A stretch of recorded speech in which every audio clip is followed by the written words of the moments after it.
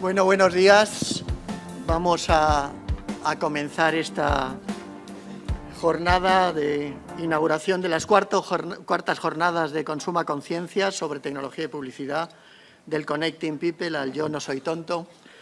Y lo primero es agradecer a la Facultad de Ciencias Sociales, Jurídicas y de la Comunicación y muy especialmente a la decana Marta Laguna, que me acompaña, pues el que sigamos realizando estas actividades que son complementarias de la docencia, absolutamente integradas en la docencia de la facultad, y especialmente también a las creadoras de estas jornadas, a Pilar San Pablo y Begoña Sánchez Galán, por su trabajo de diseño y programación de las jornadas. Y no me canso de repetir el que este tipo de iniciativas ayudan a vuestra formación y, sobre todo, rompen los muros simbólicamente del aula para poneros en contacto con el ejercicio profesional y con algo tan importante como es el pensamiento crítico. Sabéis que hay un filósofo fantástico que es el decano de los filósofos españoles, Emilio Lledó, que habla de que para que haya libertad de expresión tiene que haber libertad de pensamiento, ¿no? Y en ese sentido, en este campus y muy especialmente en vuestra Facultad de Ciencias Sociales, Jurídicas y de la Comunicación y en las titulaciones de Publicidad y Relaciones Públicas y en el doble grado de Publicidad con Turismo, se intenta promover especialmente esa relación, ¿no? Os agradezco sobre todo también vuestra presencia y vuestra contribución a todas estas iniciativas, porque si no os fuera por vuestro protagonismo y vuestro trabajo autónomo e implicado y comprometido, pues no sería posible, por muchos esfuerzos que hicieran vuestras profesoras y vuestros profesores, sería imposible que sacáramos adelante esta docencia compartida y este trabajo colectivo y grupal que desarrollamos. En este caso, con estas cuartas jornadas, se nos invita a reflexionar sobre los dilemas éticos que acompañan a las tecnologías en un tiempo en el que estamos también, de alguna manera, influidos por el ruido y por la desinformación. Es un verdadero acierto escoger esta temática. Dado que luego me va a tocar compartir la primera ponencia con el profesor Alfonso Gutiérrez, pues no quiero extenderme más. Le voy a dar la palabra a vuestra decana Marta Laguna.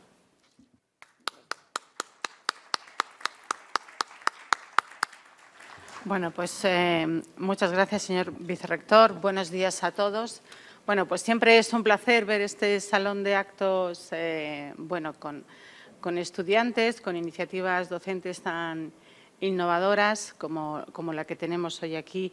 Y en este caso, para mí, el placer es doble, porque bueno, es una actividad impulsada por dos profesoras que son referentes en nuestro grado de Publicidad y Relaciones Públicas, que son unas maravillosas compañeras.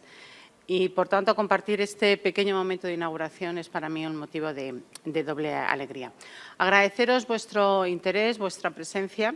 Estoy segura de que en las jornadas, ya en su cuarta edición de Consuma Conciencia, que este año abordan una temática fundamental que va a permitir avanzar y reflexionar sobre el ámbito educativo en el uso de las nuevas tecnologías, serán sin duda un foro estupendo para reflexionar, para analizar, para provocar ese pensamiento crítico, esa mirada más analítica sobre el uso que hacemos a diario de la tecnología y cómo eso impacta en nuestra vida y en nuestras pautas de consumo. Bueno, ya la portada que tenemos de la actividad no puede ser más sugerente, más creativa. En fin, yo que soy profesora de marketing me ha encantado. O sea, esto engancha a cualquiera. Esto es imposible que deje indiferente. Vincula un estímulo publicitario persuasivo y en el que los de marketing tenemos mucho que ver, ¿no? Por el diseño incluso de los precios que se ha llevado, incluso también a los horarios, lo cual me parece fantástico, esta vinculación entre los contenidos que damos en el aula y luego cómo eso se utiliza también como reclamo para reflexionar y para generar esta mirada analítica. Bueno, agradecer nuevamente a las organizadoras todo el esfuerzo, todo el trabajo que supone el que al final podamos disfrutar hoy de estas cuartas jornadas y muy especialmente a los expertos y a los profesores de otras universidades que han tenido la generosidad de hacer un hueco en sus agendas y compartir con nosotros el día de hoy, ¿no? Porque su expertise, su conocimiento, bueno, pues sin duda estoy segura que va a enriquecer mucho estas jornadas. Muchas gracias.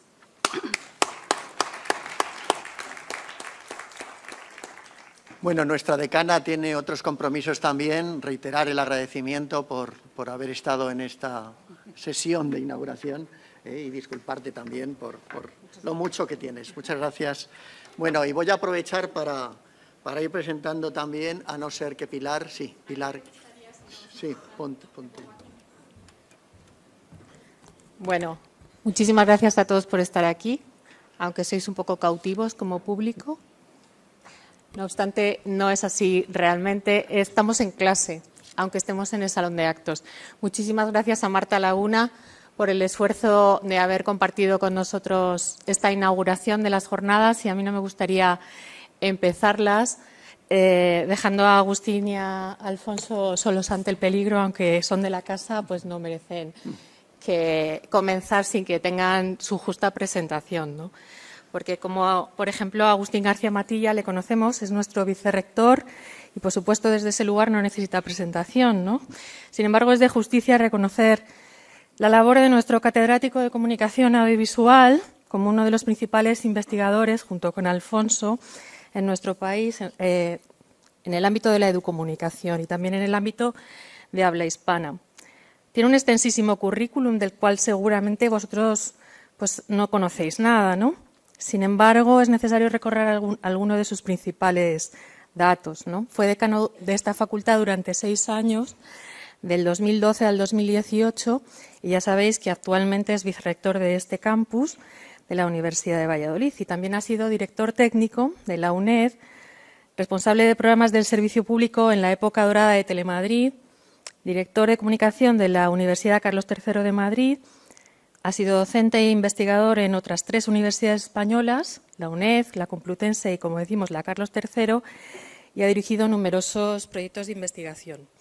Entre algunos de sus libros más destacados están relacionados con el medio televisivo, están una televisión para la educación, La utopía posible, Los niños y los jóvenes frente a las pantallas, en coautoría con Callejo y Balcer, los informativos diarios de la BBC y de Televisión Española, que escribió con Retis y La Muedra, y La educación mediática y los profesionales de la comunicación, que editado en colaboración con Alex Buitrago y Eva Navarro, nuestros compañeros de este grado.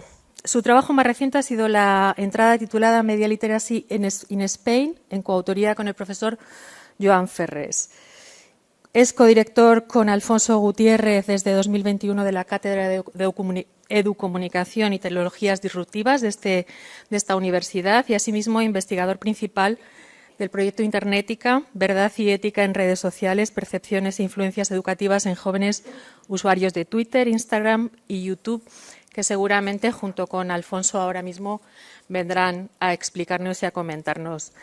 Os presento a Alfonso, es doctor en Ciencias de la Educación por la Universidad Nacional de Educación a Distancia de la UNED, catedrático de Educación de nuestro campus, máster con la tesis doctor, con la tesis Educational Television and Modern Languages en el Institute of Education de la Universidad de Londres, en el Departamento de Media Studies, profesor de Nuevas Tecnologías aplicadas a la educación y catedrático, como os he dicho, de la Universidad de Valladolid en la Facultad de Educación de este campus.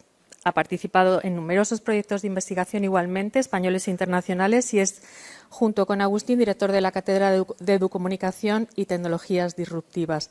Participa como organizador, ponente y asistente en numerosas actividades de formación, cursos, congresos, seminarios, tanto en España como en el extranjero, y ahora mismo impulsa junto a Agustín el 4º Congreso de Educación Mediática y Competencia Digital, que tendrá lugar justo dentro de una semana en nuestro campus, al que asistirán numerosos investigadores mundiales, pero especialmente del área española y de América Latina, y que, bueno, pues tenemos la suerte de que nos vayan a contar seguramente algo de lo que va a suponer ese congreso en este campus. Bienvenidos y muchísimas gracias por haber aceptado la invitación.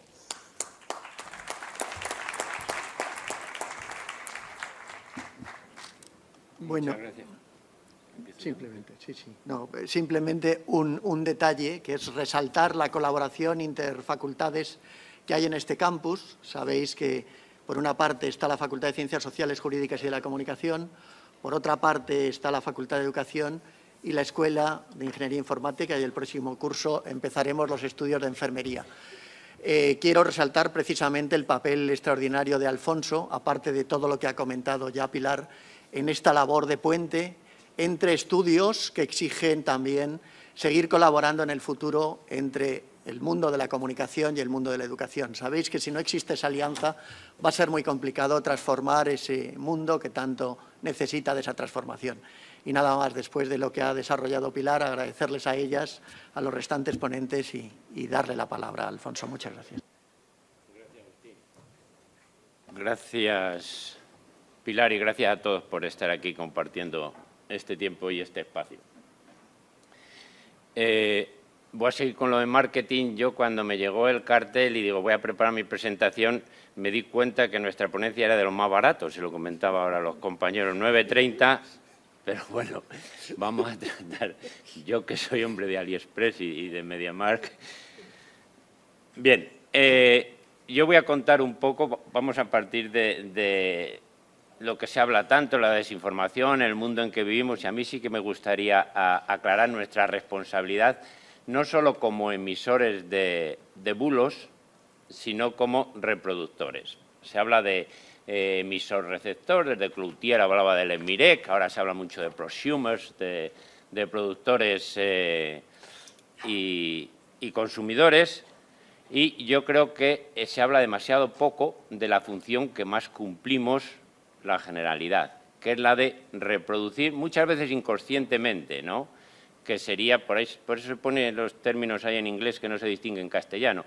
Una cosa es desinformar intencionadamente, o la disinformation, pero lo que cometemos muchas veces es la misinformation, porque lanzamos al aire información no suficiente contrastada ni por quien la ha emitido en primer lugar, ni, por supuesto, por nosotros, que la lanzamos por su espectacularidad, como casi todas las noticias falsas, las fake news.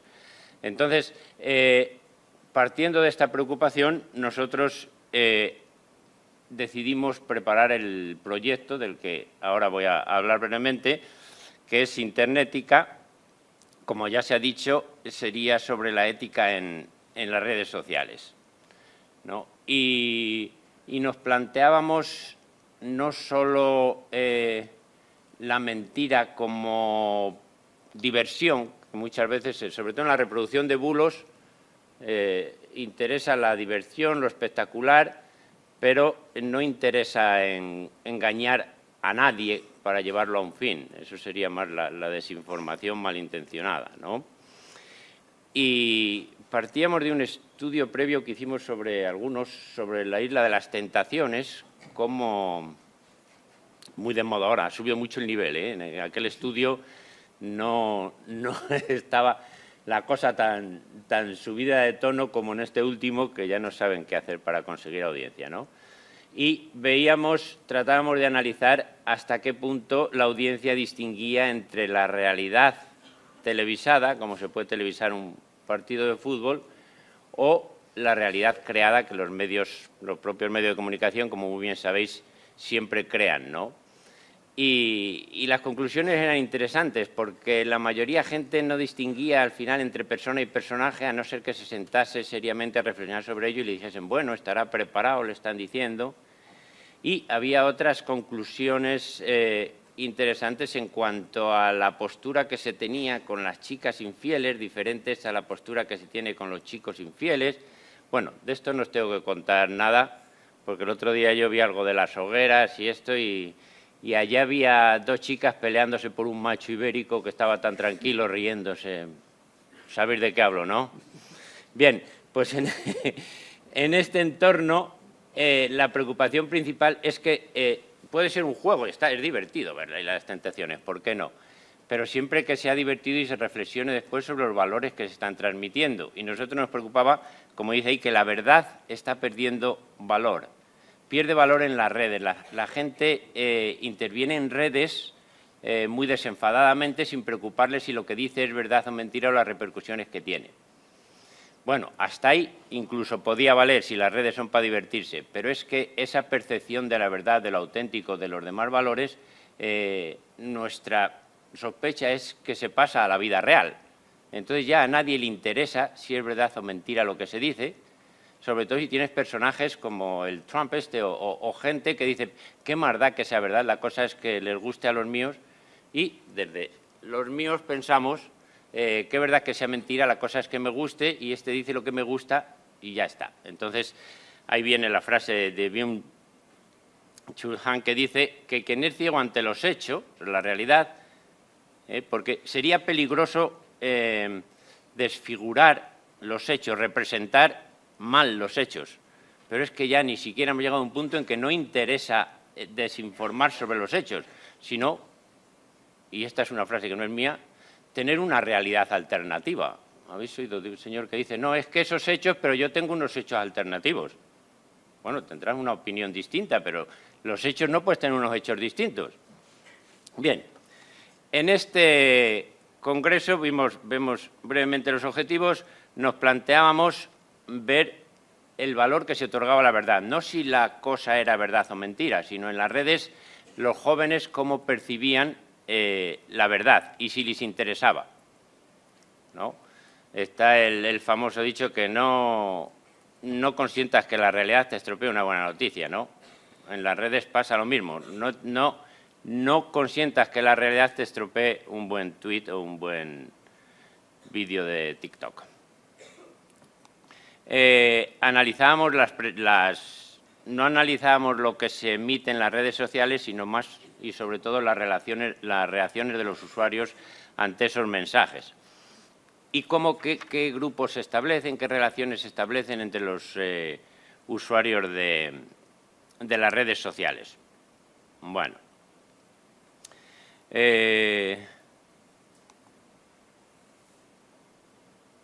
Todo esto, claro está, no es simplemente por analizar la realidad para dejarla ahí y tener una publicación o 15. Todo esto se hace con el fin educativo de mejorar la situación. Entonces, el fin último del proyecto Internetica era crear un modelo de educación mediática, ¿no? Y ver cómo se podía mejorar la situación y qué tipo de educación tendríamos que dar a las nuevas generaciones. Yo en clase, no sé si habrá aquí alguna de mis alumnas de infantil, yo en clase les preguntaba que qué conocimientos consideran útiles de todo lo que llevan estudiando y en realidad lo que se estudió en primero solo vale para pasar a segundo, lo que estudia en segundo solo vale para pasar a tercero y así sucesivamente hasta que llegas a la EBAU, apruebas la EBAU, te relajas y vas a la universidad a ver qué hay por allí, a hablar con unos, con otros. Yo les hablo del síndrome post-EBAU que hace que los primeros cursos en casi todas las carreras sean un fracaso porque la gente va a descansar. Ya le han metido bastante presión los padres en segundo de bachillerato y en la universidad los padres no saben muy bien, los profesores tampoco están tan encima como estaban los de bachillerato y lo que interesaría era dar una educación universitaria y desde los primeros niveles, ¿no? Una educación, llámese mediática, llámese competencia digital, se llame como se llame, la cuestión es que les prepare para la vida en la que van a vivir. Y en el caso de la educación les tiene que preparar para la vida, para que preparen a otros para la vida que van a vivir, o sea que es casi imposible imaginar qué tipo de competencias necesitarán. Bien, en cualquier caso, yo creo que seguimos dando una educación para una sociedad que ya no existe. Pero bueno, aprobaremos al final y pasaremos de curso.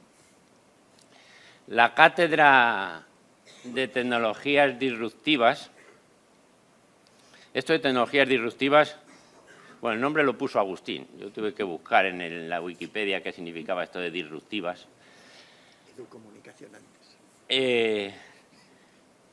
Y me gustó, ¿no? Porque por lo general en el mundo de la educación y la universidad, todo lo que es tecnología y todo lo que es innovación trata de incorporarse a los viejos esquemas, ¿no? Y entonces la tecnología disruptiva es la que hace cambiar todo. Entonces yo propondría, como digo ahí, una educación que empiece de cero.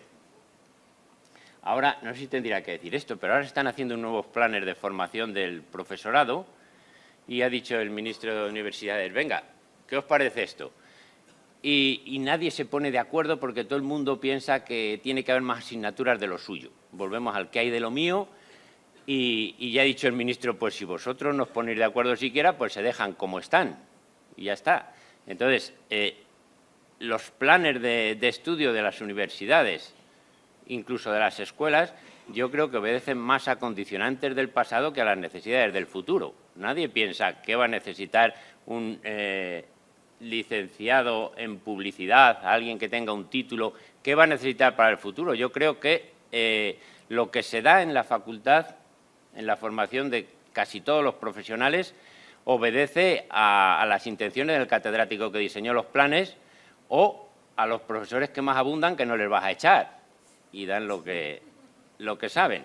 Entonces, yo le iba a proponer al ministro, que es que al final no me atreví a decirle, mira, lo que tienes que hacer es echar a todos estos, traer un par de marcianos que no deban nada a nadie y que hagan los planes de acuerdo a lo que creen que se va a necesitar. Sería la única solución. Y hay una tecnología disruptiva, de la que le gusta hablar también mucho a Agustín, que es esto de... Pero yo creo que ahí no estamos de acuerdo, a ver qué dice luego, que es la inteligencia artificial. Para mí, cosas como el ChatGPT han venido a demostrarnos que llevamos ya bastantes años haciendo el tonto. Y a pesar del logo ese de que yo no soy tonto, habría que ponerlo en duda. Y yo digo que si la universidad está propiciando comportamientos, formas de aprender, formas de transmitir la información, de generar información que puede hacer una máquina, si la universidad les está pidiendo en el fondo a nuestros alumnos que sean como máquinas y el ChatGPT lo hace mejor que ellos, estamos perdiendo el tiempo. Entonces, el ChatGPT está muy criticado. No hay sonido aquí, pero es lo mismo. Un asistente con inteligencia artificial. ChatGPT. Inteligencia artificial. La inteligencia artificial. ChatGPT y la inteligencia artificial. Aquí está la clave.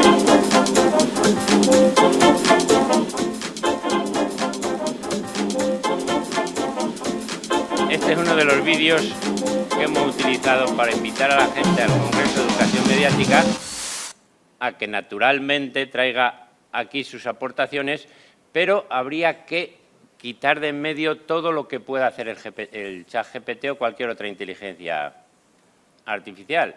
¿Y qué es lo que no puede hacer el ChatGPT? Pues la creatividad, algo que se valora mucho en vuestras carreras. Hay que dejar de reproducir y empezar a producir, de verdad. Ya se decía hace mucho que la enseñanza en general y la enseñanza universitaria está muy basada en la reproducción.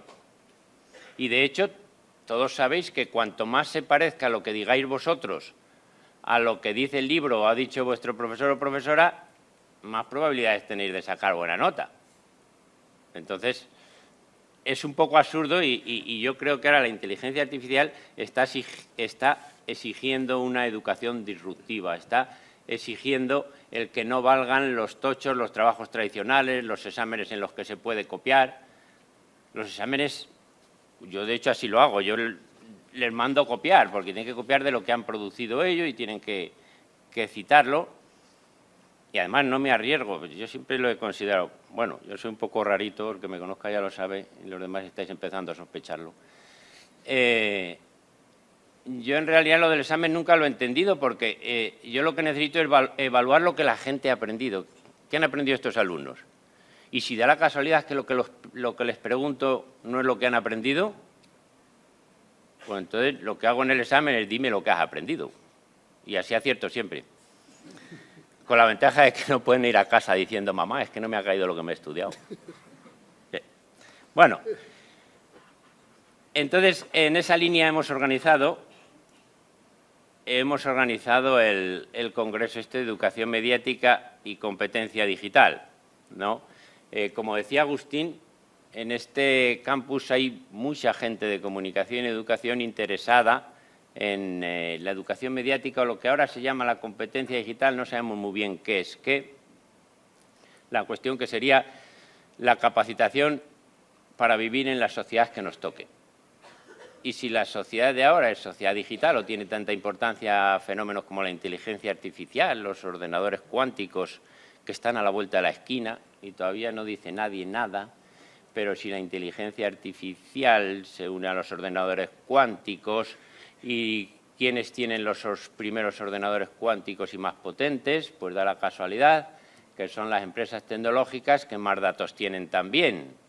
Entonces, es un poco preocupante lo que puede llegar a ser el control de la información con el uso del Big Data y la capacidad de gestión que van a hacer posible las nuevas máquinas.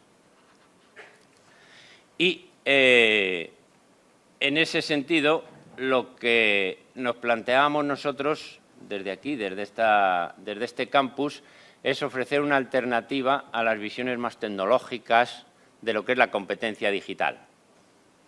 Si la competencia digital está para enseñar a la gente a manejar cacharros, no tiene sentido. A ver, lo que te pueda enseñar un tutorial de YouTube no hay que pagar a un profesor universitario, porque es mucho... Bueno, si es un asociado lo mismo hasta merece la pena. Pero si hay que pagar a un titular, no se puede utilizar el dinero público para enseñar lo que puedes aprender mejor con un tutorial de YouTube, que además puedes parar, y un profesor da más reparo. Y este es otro de los vídeos que hemos utilizado para dar la bienvenida, que aplico también a vosotros por si os queréis acercar al Congreso esos días, el 30 y el 31. Aunque no estéis matriculados, si queréis asistir a lo que queráis, por supuesto, seréis bienvenidos. Merecerá la pena.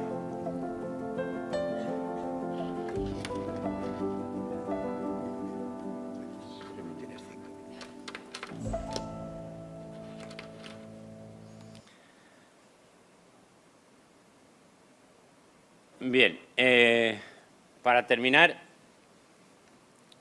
quería explicar un poco nuestra intención con estos congresos, como con estas jornadas, ¿no?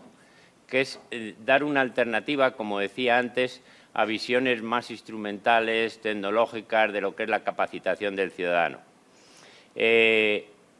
Si un profesor, un publicista, si una persona puede ser suplantada por una máquina, es que no estamos educando a una persona, sino que estamos utilizando la educación para hacer tornillos perfectos de la gran máquina del sistema, ¿no?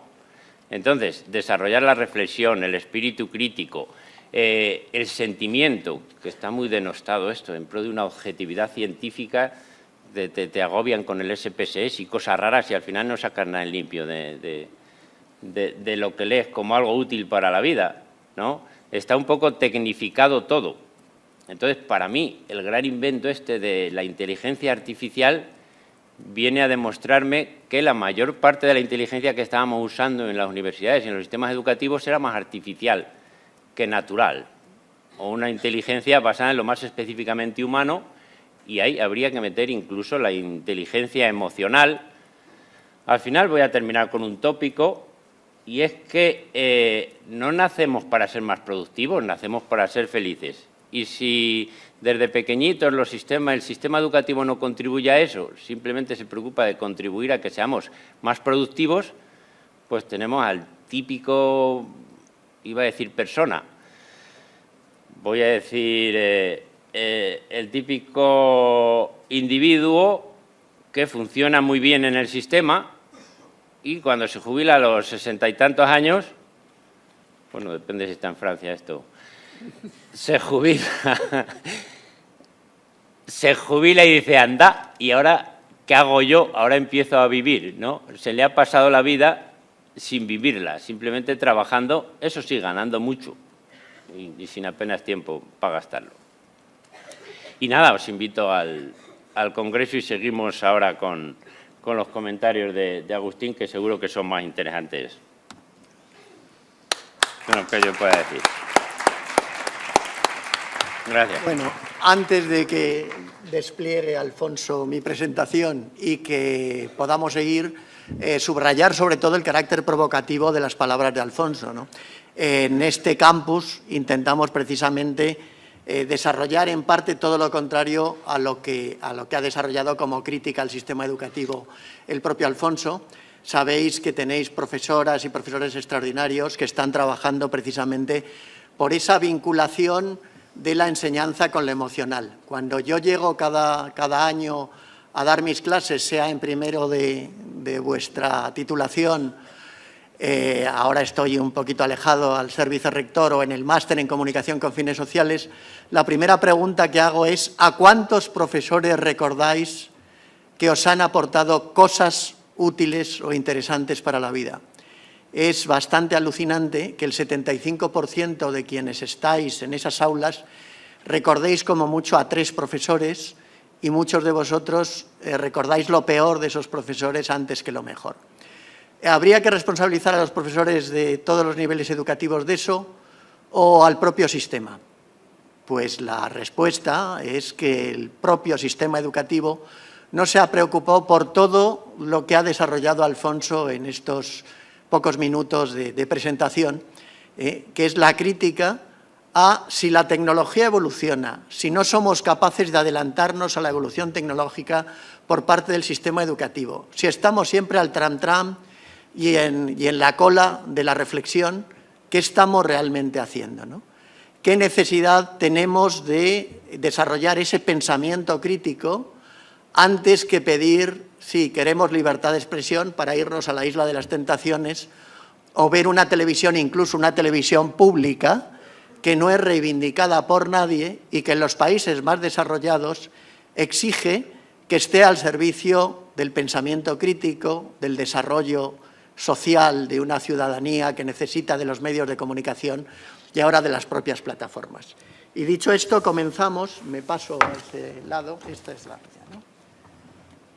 Para daros algunos datos de la investigación a la que ha hecho referencia antes Alfonso, y que de alguna manera vincula esa labor docente que cualquier profesor, esa labor docente que cualquier profesor o profesora alimenta con la investigación. Muchas profesoras, muchos profesores de este campus, de las diferentes titulaciones, están implicadas en este congreso que vamos a celebrar jueves y viernes. Os reitero esa invitación de Alfonso. Si tenéis interés, aunque sean ya días sin docencia, estáis cordialmente invitadas e invitados a este congreso en el que se van a dar cita los mejores especialistas en alfabetización mediática, competencia digital del país y muchos extranjeros, ¿no? Internética, lo que hacemos es pillar una muestra de cerca de 1 millar de jóvenes de entre 18 y 25 años, realizando entrevistas en profundidad y grupos de discusión, con la colaboración de una treintena de jóvenes seguidores, ya sabéis, followers, o de alguna manera también entre esos seguidores también hay gente que trabaja en las redes sociales como productores e influencers. Pero hemos independizado y hemos realizado 13 entrevistas en profundidad a creadores de contenidos o influencers. Ellos mismos se diferencian entre quienes tienen una labor más propia de servicio público, más vinculada a lo que se considera el bien común, o aquellos que simplemente es por ocio o por negocio, ¿no?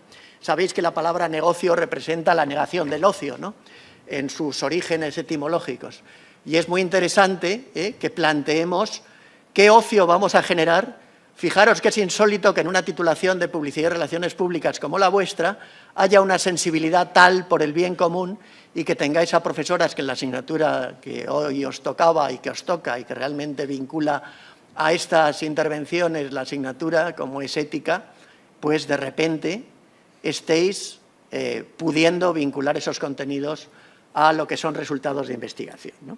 Bueno, pues ese es un poco el planteamiento. ¿Con qué nos encontramos al plantear esta investigación? Datos muy breves de consumo de jóvenes españoles entre 15 y 29 años.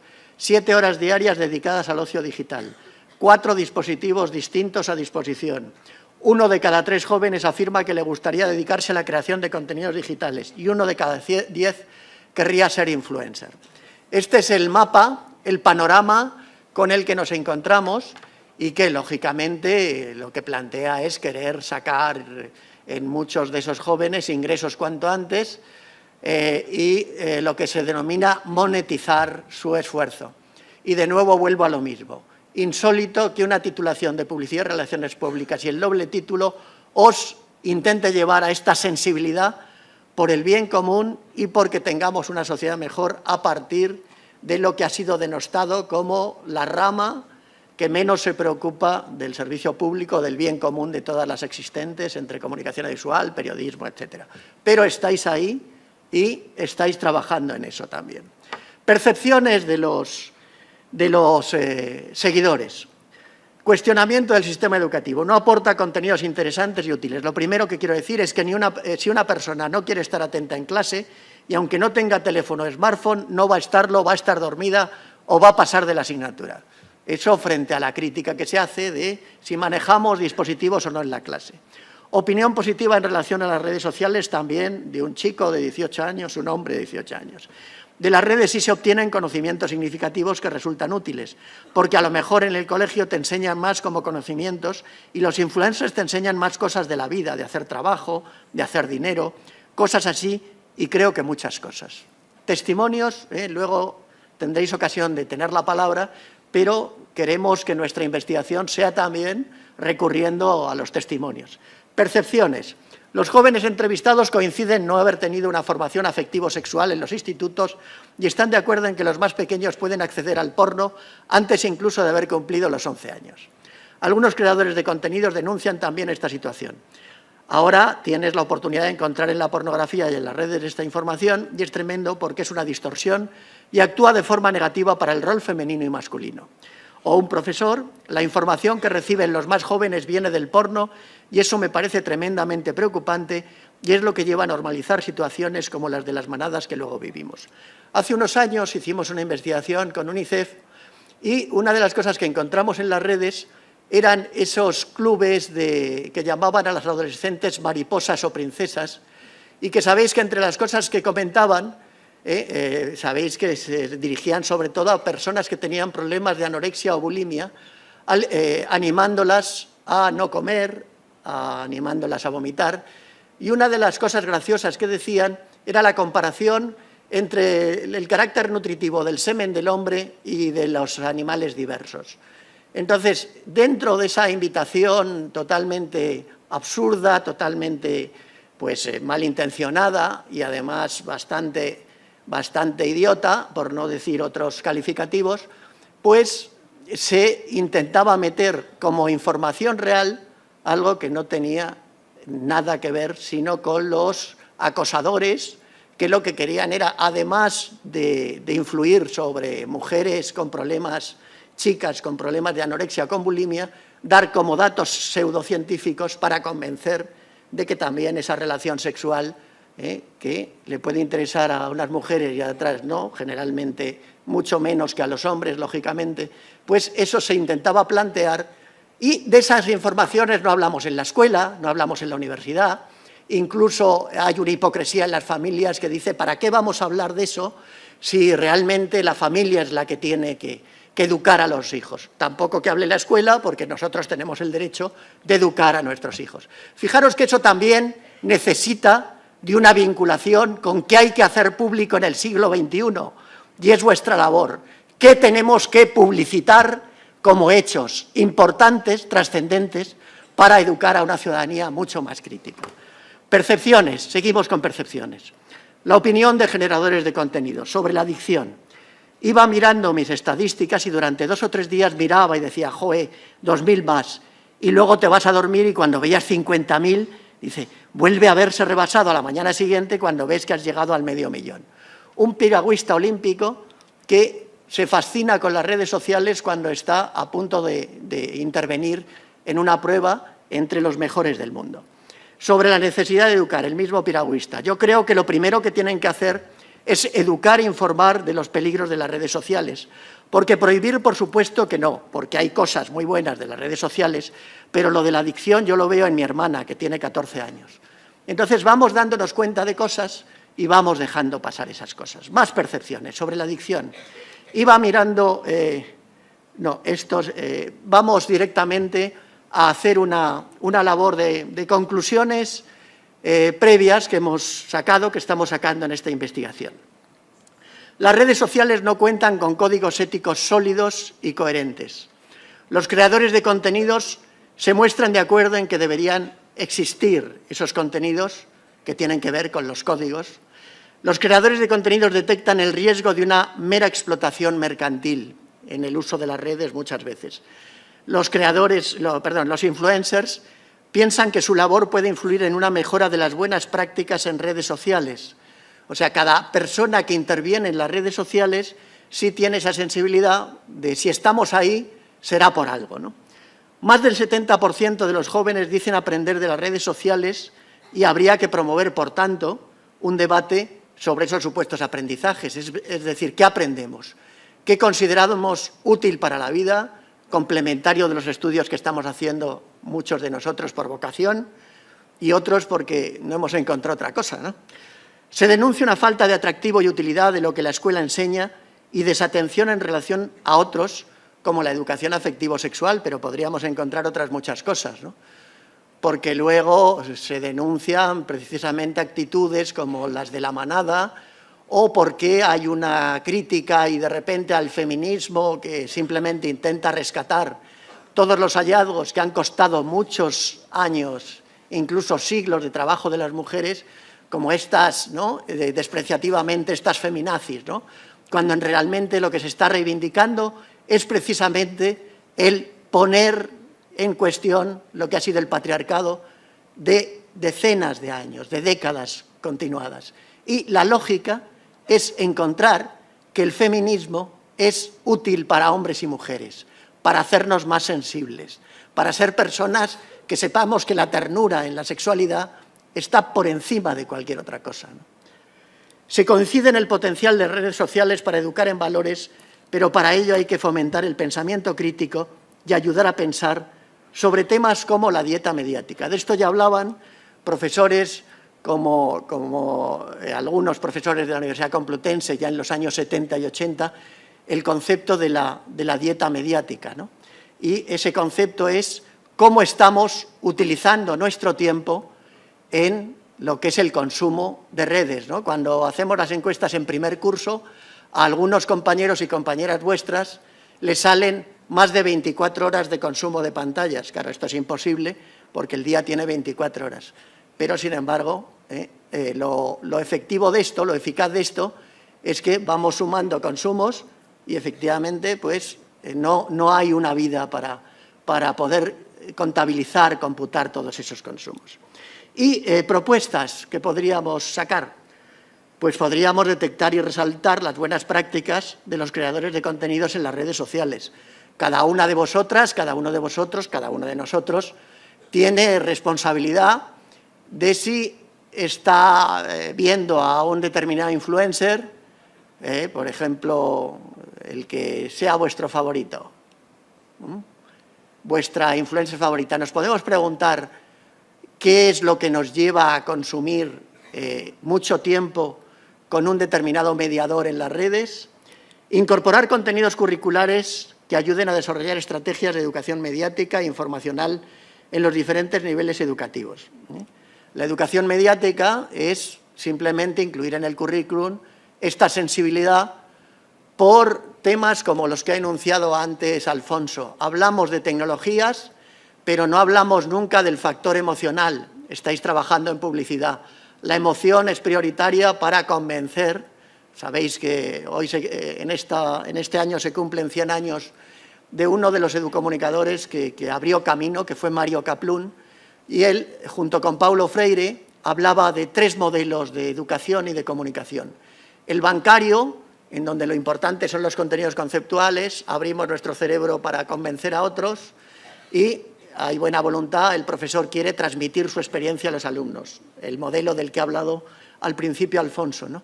Educación a la que llamamos bancaria, de transferencia, autoritaria, y esa la empleamos todos, porque a veces damos la lección magistral y no siempre es malo. La educación que pone el énfasis en las tecnologías, que es la behaviorista o conductista, saltamos la mente crítica y la publicidad es lo que hace, ¿no? Lo que no queremos es que la gente piense, queremos resultados, queremos efectos inmediatos. Y además no pensamos que esto se realizó en los años 20, 30 y 40 y 50 del siglo pasado para educar rápidamente a las tropas que tenían que entrar en guerra, con la beligerancia, estrategias de logística y manejo de armamento. Y finalmente la procesual, que es simplemente algo esencial, que es que para que nos eduquemos tenemos que construir el aprendizaje entre todos. Y lo principal es preguntaros, ¿qué queremos? ¿Qué nos motiva? Para que nos podamos motivar todos, profesores y estudiantes. Y esa motivación mutua es lo que permite hacer procesos de enseñanza-aprendizaje que sean útiles y transformadores. Y en ese sentido deberíamos desarrollar líneas de investigación que nos permitan evitar seguir yendo a la cola de la reflexión y la acción ante los desarrollos tecnológicos. Y antes, contribuir al desarrollo de una conciencia ética de la ciudadanía que ayude a combatir la impunidad que promueve el anonimato en las redes, ¿no?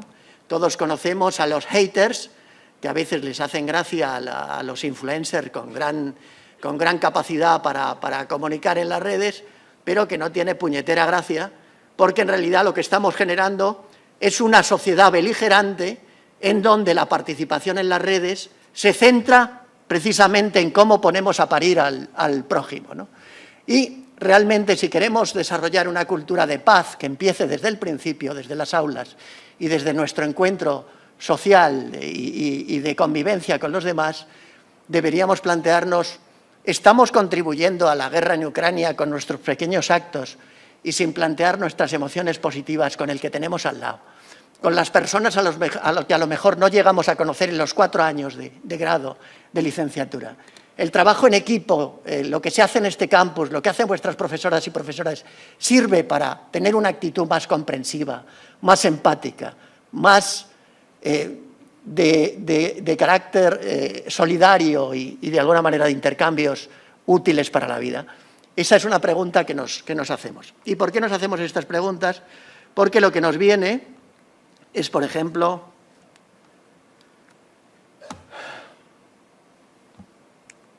esto.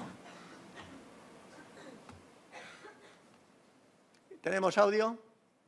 Imagínate un futuro en el que podamos crear artificialmente cualquier contenido multimedia que queramos. Que la potencia de la inteligencia artificial nos lleva a ser capaces de generar cualquier imagen, vídeo, texto, audio, con un grado de realismo que no podrá ser diferenciado de la realidad. Imagínate formar parte de la primera generación que ya no podrá creerse nada de lo que consumimos a través de una pantalla. Imagínate que yo no fuera real. Y es que lo que estás viendo ahora mismo no es una grabación real de mí, como en vídeos anteriores. Quizás te habrás dado cuenta al no verme gesticular tan activamente como de costumbre, o a una falta de emoción en mi cara, o algunos pequeños fallos de sincronía que se producen en mis labios con las palabras que digo. O a lo mejor ni te había dado cuenta. Y es que realmente lo que estás viendo ahora es la reconstrucción creada con inteligencia artificial de mi persona, un avatar, al cual yo le puedo facilitar un audio, como este que estoy grabando, y él responderá gesticulando y replicando los movimientos de mi cara. La empresa que ha construido este avatar pues solo requirió de mí una pieza hablando durante 10 minutos, y con esto habrá quedado inmortalizado como un servicio en la nube al que puedo pedirle vídeos bajo demanda que yo nunca he grabado. Y esto es muy loco, porque nos habla del futuro al que nos movemos. Ya os lo adelanté en 2020 cuando en este vídeo de aquí os hablé del futuro de los humanos sintéticos. Esto ya está aquí. Próximamente estará al alcance de cualquier persona el poder crear contenido artificial realista. Ser youtuber, presentador o una imagen pública en redes sociales puede que ya no requiera de tener que encender una cámara. Pero no os preocupéis, que esto no significa el fin de la creatividad humana. Seguramente esto ayudará a que los contenidos pues sean más realistas y atractivos, pero la creatividad y el ingenio de las personas seguirán siendo imprescindibles. Es broma, esta última frase ni siquiera la escribí yo, sino una inteligencia artificial. Con los enormes modelos del lenguaje como GPT-3 y con la capacidad de traducir este texto a imágenes reales, el potencial alcance de diseminar información y desinformación en nuestras redes sociales escala posibilidades inimaginables. Como todo avance tecnológico, esto abre enormes oportunidades en el horizonte. Y es que yo, as a creator of educational content, vedo una grande opportunità nel fatto che le mie conoscenze 现在可以超越任何国界而不受任何语言限制。Pero al mismo tiempo veo, como seguramente ya estaréis pensando muchos de vosotros, una gran amenaza en la mala utilización de este tipo de tecnologías. Y es que en una sociedad donde las batallas muchas veces se libran por el control de la opinión pública y donde la munición es la desinformación y las fake news, el llegar a ser de lo artificial algo cada vez más real, solo puedo visualizarlo como un problema. Este vídeo no tiene otra finalidad que esta, la de informaros de una realidad que para mí marca un antes y un después. Dar a conocer al público en general que esta tecnología ya existe, que no es ciencia ficción y que ya está aquí. Vuestro trabajo ahora es ayudar a compartirlo para mostrarle al mundo el potencial que ya nos empieza a revelar la revolución de la inteligencia artificial. Solo un ejemplo más.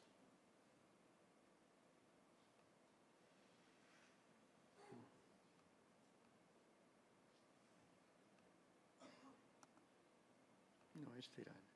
No, perdón.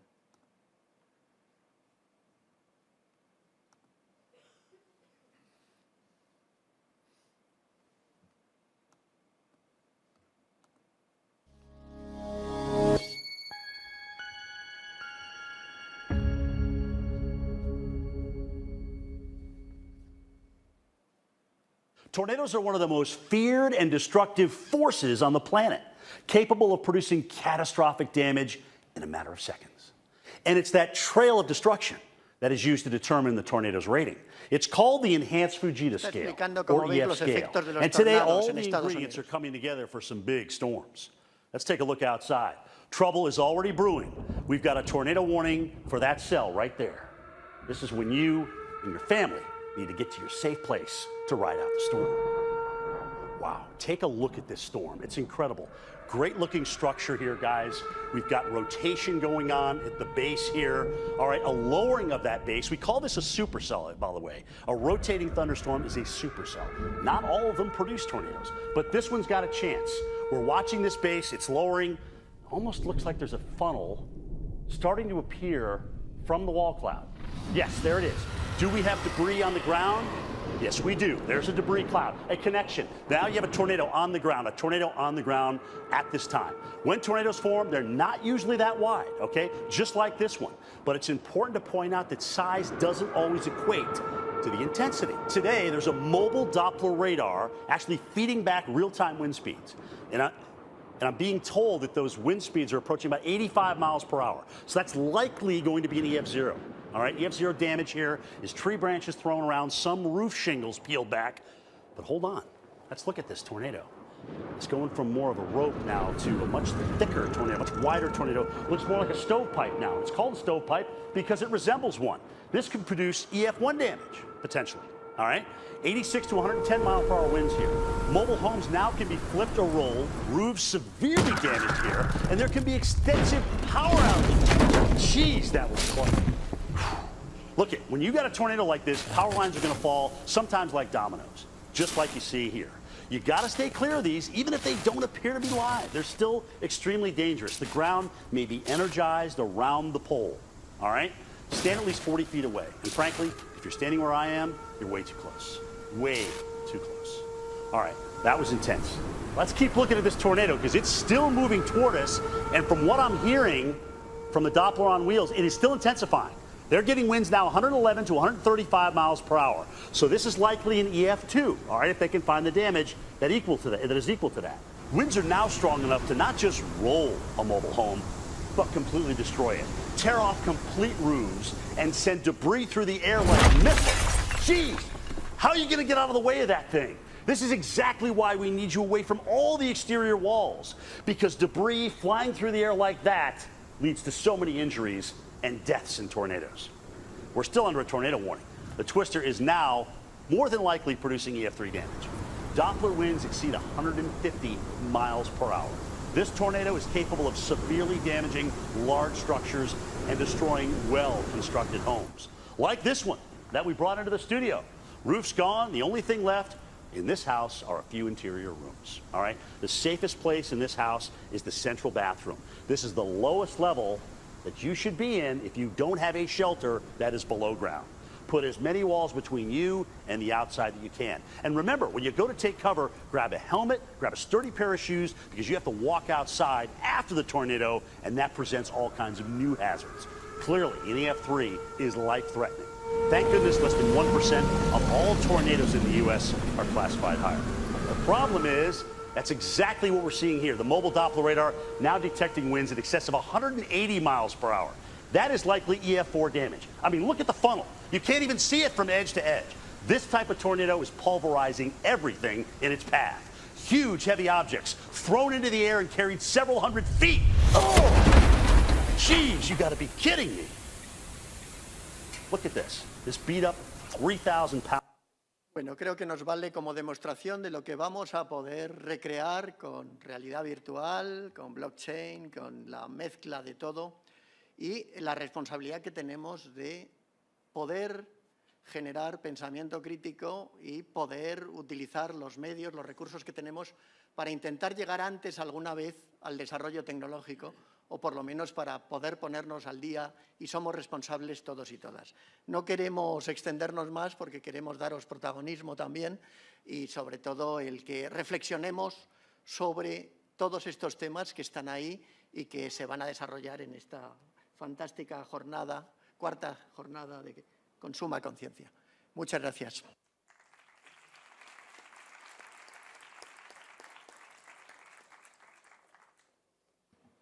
Tenéis la palabra.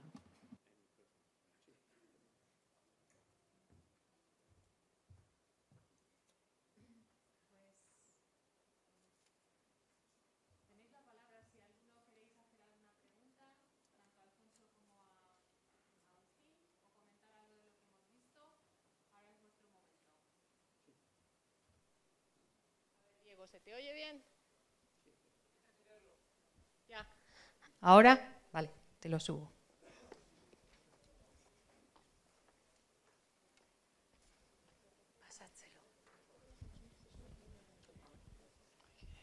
Hola, muy buenas. Dios, madre mía. Que yo tenía una duda y es que si ChatGPT está cotizando en bolsa o es simplemente Microsoft la que se pueden comprar acciones o así. No sé si lo dices por comprar o no sé si Agustín. Yo recomendaría, no lo sé, no sé ese detalle. Sé que la versión 4 está muy ligada al buscador Bing de Microsoft. Yo creo que Microsoft es el que se va a llevar el gato al agua ahí en la lucha que hay por esos programas de generador de textos de natural. Y incluso hay un truco para no pagar ChatGPT 4. Evidentemente las versiones más interesantes van a ser de pago. No sé si cuesta 15 euros al mes o no sé cuánto sabréis. 30. Alguno, 30, acaba de subir. Y he oído un truco que a través del navegador Bing de Microsoft, que lo conocéis, se puede acceder a la misma máquina que utiliza el ChatGPT 4, pero no sé si cotiza en bolsa. Ese detalle se me escapa. Todavía no cotiza, lo que pasa es que las grandes empresas que se van a hacer con las evoluciones del ChatGPT y sabéis que también en China ya están compitiendo desde hace tiempo, incluso simultáneamente en el mismo tiempo, pero sin duda todo lo que son desarrollos, las empresas se van a beneficiar de su salida de bolsa, ¿no? Pero puedes preguntar directamente a Google ahí, le dices, oye, ChatGPT cotiza en bolsa. Yo de lo que me había enterado de inteligencia artificial he visto como 3 aplicaciones así más punteras, que ahora mismo no me acuerdo el nombre. Una de ellas era ChatGPT y el problema que le ponían a ChatGPT, al 4, es que la información como que no estaba actualizada, vamos, que solo era hasta 2021. En cambio, las otras 2 tenían como acceso a Internet, entonces como que las búsquedas eran más actuales.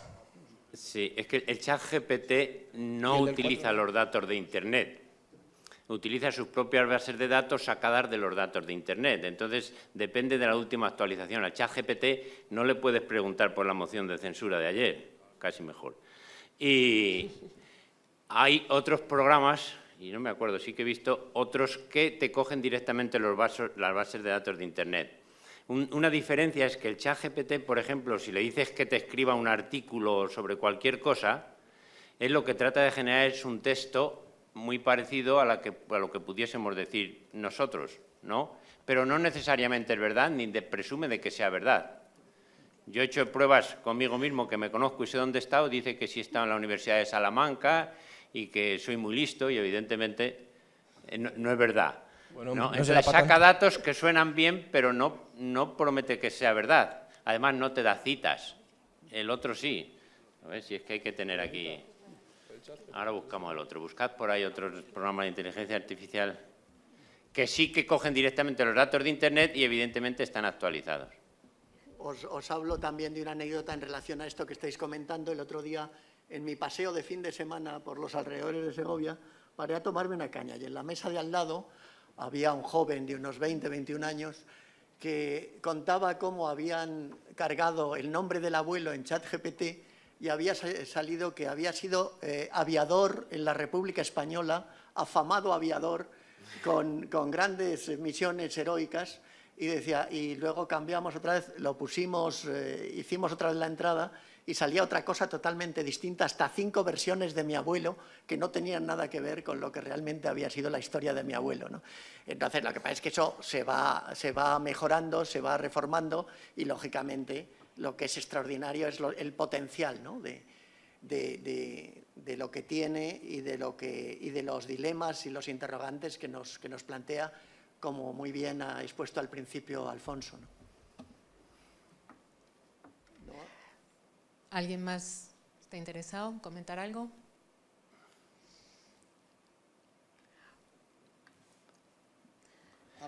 Yo sí que quería preguntaros algo a vosotros. ¿Cómo veis esto de los trabajos que os mandan se pueden generar con el ChatGPT? A mí, ¿qué me vas a decir? Ya llevo 7, algo. Que parece que las preguntas tienen que ir para acá. Yo creo que de estos temas vosotros podéis tener una visión más interesante, incluso saber más de... A ver, ¿quién cita por ahí otros programas? Yo estoy buscando. De... ChatSonic. Buscadlo por ahí. Estamos en la era de estar con los dedos así. Que de hecho ya se tendría que hacer en las clases, ¿no? Mientras está hablando el profesor, todos contrastando información y... No a ver si le pillas, sino para completar. A ver, yo creo que en nuestra rama, gracias a Dios, pues necesitamos mucha creatividad y esto no nos va a quitar el pan. Pero sí que creo que hay muchos trabajos, sobre todo que te ponen pues análisis, investigaciones y cosas de estas, que tú le das todas las instrucciones al chat y es que te lo hace solo y mejor que nosotros. Y va a sacar una notaza. Entonces, ¿para qué lo vamos a hacer? Luego también... dentro de la educación y la investigación de la universidad, yo creo que muchísimas de las personas que estamos aquí no estamos interesadas en esa materia, no queremos ser catedráticos, no queremos un doctorado. Entonces, el estar leyendo artículos, libros, para hacer trabajos de cosas que realmente no nos interesan, porque nosotros venimos aquí a enfocarnos al mundo laboral y no al académico, también es para reflexionar si hay algo que te lo hace y nos quita ese trabajo. Nosotros no lo leemos y hemos aprendido lo mismo. No. Sí, eso es lo que trataba yo de decir cuando el ChatGPT viene a demostrarnos que hemos estado haciendo el tonto, porque si lo puede hacer la máquina, ¿para qué lo vamos a hacer nosotros? Y ha habido una evolución. Llegó la excavadora y no tenía sentido el pico y la pala, ¿no? Ignacio Ramonet, en una publicación de hace mucho, en Un mundo sin rumbo, crisis de fin de siglo, esto es del 90 y tantos o por ahí, sí, del 95 por ahí sería el libro este, lo podéis comprobar por ahí los que tenéis. Ignacio Ramonet, Un mundo sin rumbo. Decía ya que igual que las maquinarias habían sustituido el uso del músculo, habría en el futuro, y ya hay, herramientas que sustituirían muchas de las funciones del cerebro.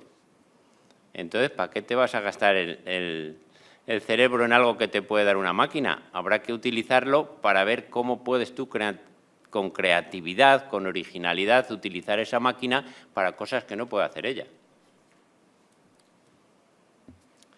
Bueno, luego hay otra cosa, y es que no debemos confundir lo que trabajemos desde el punto de vista de la investigación, de quienes hemos seguido carrera académica, y lo que son preocupaciones en una sociedad como esta, ¿no? Una de las definiciones que hace Jürgen Habermas, que es uno de los teóricos prácticos más importantes al definir la publicidad es qué tenemos que hacer público en el siglo XXI. Si nos estamos dando cuenta que cada vez hay gente más hecha a la puñeta, con mayores desequilibrios psicológicos, que son, entre comillas, nuestros clientes, ¿no pensáis que los publicistas también, vosotros y vosotras como ciudadanos y como ciudadanas, debéis influir de alguna manera en esa mejora? La publicidad siempre ha vendido felicidad, ¿no? Y la chispa de la vida, pero ¿no pensáis que nuestra obligación es ir a las raíces también de lo que nos da la felicidad? ¿Sabéis la cantidad de enfermedades psicosomáticas que están producidas por la insatisfacción, por las frustraciones, por el consumo sin rumbo, ¿no? Haciendo alusión a lo que dice Alfonso? Es decir, lo que os estamos comentando no es un problema de que tenemos asegurado el pan y que ya nosotros vamos a vender lo que sea porque estamos en una profesión que vende todo lo que nos proponemos.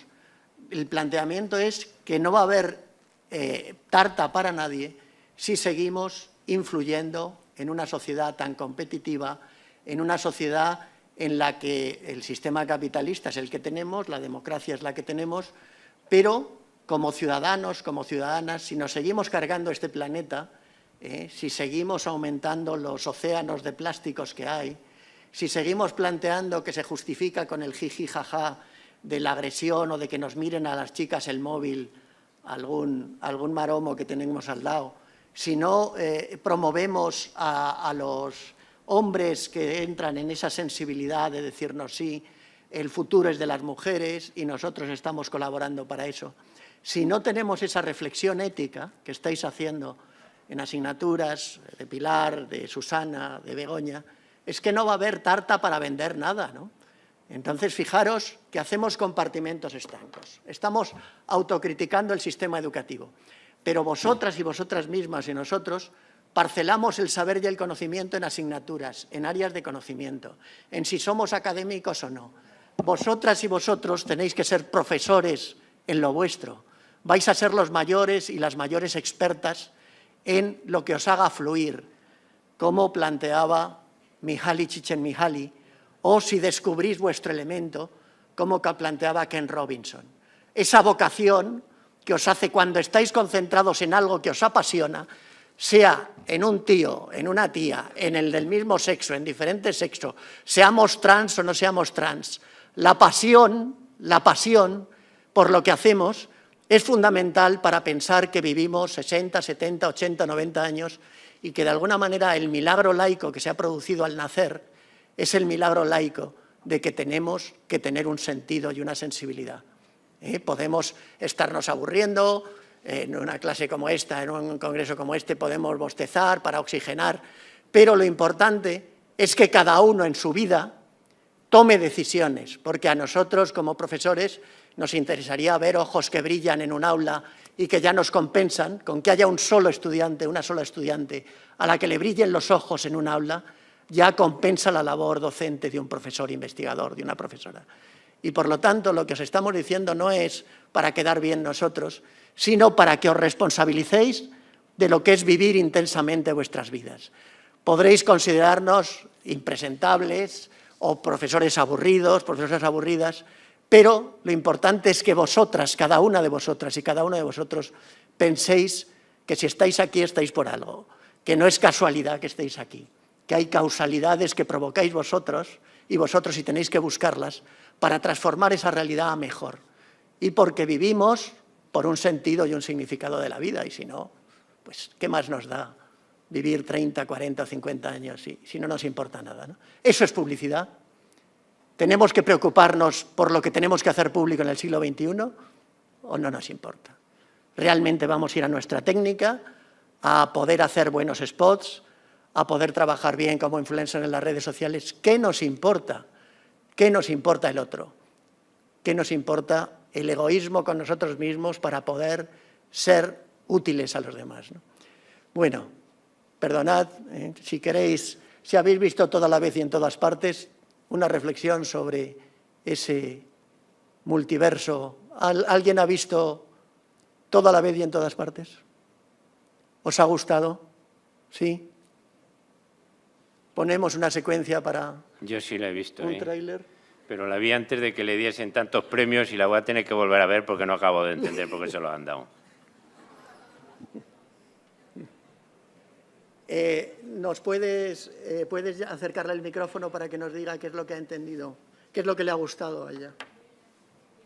Sí. Mireia.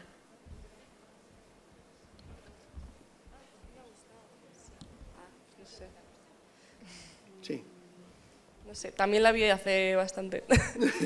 Pero bueno, en síntesis, ¿qué es lo que te ha interesado más de la peli? No sé, trata muy bien como el concepto de desarraigarse de un sitio, como de buscar fuera algo que a lo mejor tienes dentro, como encontrar el sitio, pero como no contigo y como con el resto, no sé cómo... Es que tampoco... O sea, el es contenido... como muy filosófica, parece que no, pero claro. Tiene chicha luego. El contenido, en primer lugar, por encima del tratamiento estético y técnico, sí. ¿Te ha llegado el contenido? Sí, sí, sobre todo. Fijaros que eso es algo que nos pone en debate, ¿no?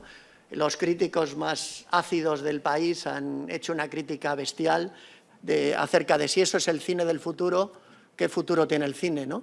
Y se ha sacado todos estos Oscars frente a los grandes clásicos, ¿no?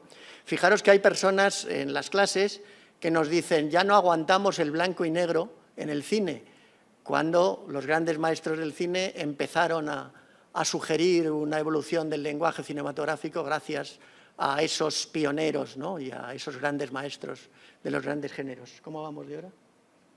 Yo no voy. ¿Ya? Fenomenal. Pues muchísimas gracias y seguimos en la brecha.